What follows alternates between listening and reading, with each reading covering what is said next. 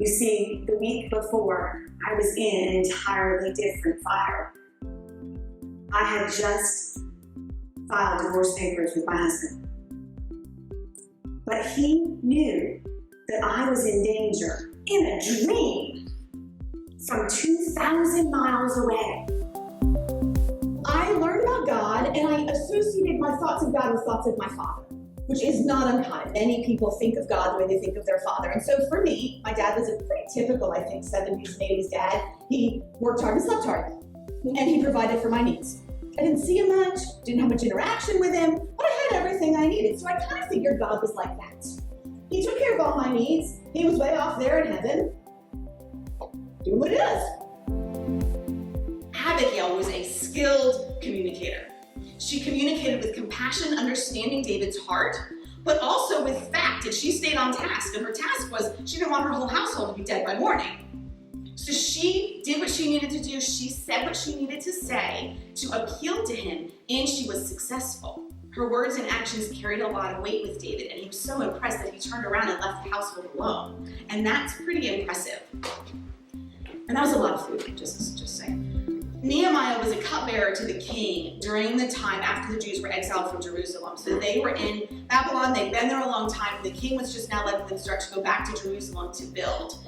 And so what had happened was Jerusalem was just a mess. The walls around the city were taken down, the houses were gone, it was pretty much flat. So the Jews needed to go back in and rebuild, right? So the first thing to do is you rebuild the wall around the city so people can stop coming in and taking stuff from you. In this, they show Mary Magdalene and Tamar as going with the disciples and Jesus as he travels. And I think that this is a fair representation of what could have happened. It wasn't culturally appropriate for Jesus to choose women to be his disciples. That wasn't something that happened. But honestly, while they're not one of the 12, they certainly were following along and listening. We know there was a whole group of women bigger than just those two that followed along with Jesus and all of his teachings. They were maybe not in name, but indeed just as much disciples as the men were.